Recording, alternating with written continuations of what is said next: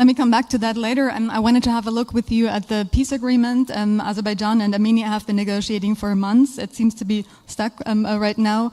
Can you shed some light on where you stand?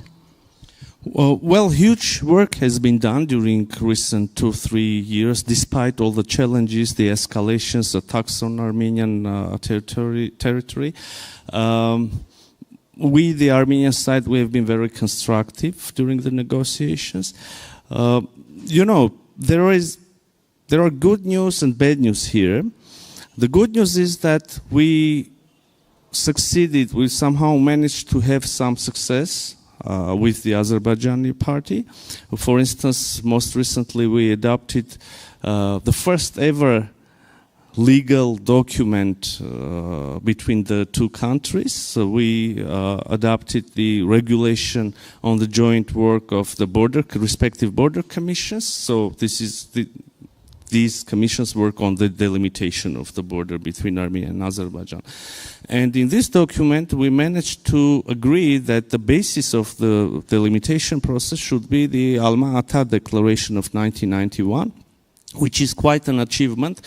Not to overload you with the details, I would only say that among other things, Alma-Ata Declaration of 1991 stated that the parties, which are former Soviet Union republics, basically 12 of the 15 Soviet Union republics, they adopted this document. So according to this document, among other things, the republics recognized that the former administrative borders between them as Soviet Socialist republics now become internationally recognized interstate borders. So this means that we have a border with Azerbaijan, and while starting delimiting this border, we have a solid ground, solid basis.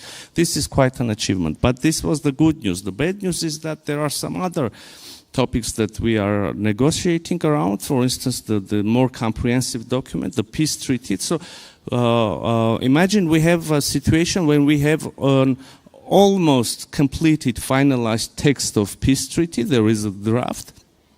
But we don't sign it. So the Azerbaijani side is reluctant to sign this peace document, peace agreement. For some reasons, I don't know, for some calculations, they come up with new and new preconditions each time, and we see that they don't want to sign the document. So this time they say that there are more things that could be agreed. We believe that there is no single agreement in the world between any two countries which regulates all the aspects, all the spheres of their relations. Meanwhile, we can sign this, a very serious document to start with, and then continue negotiating over remaining issues. So we don't see this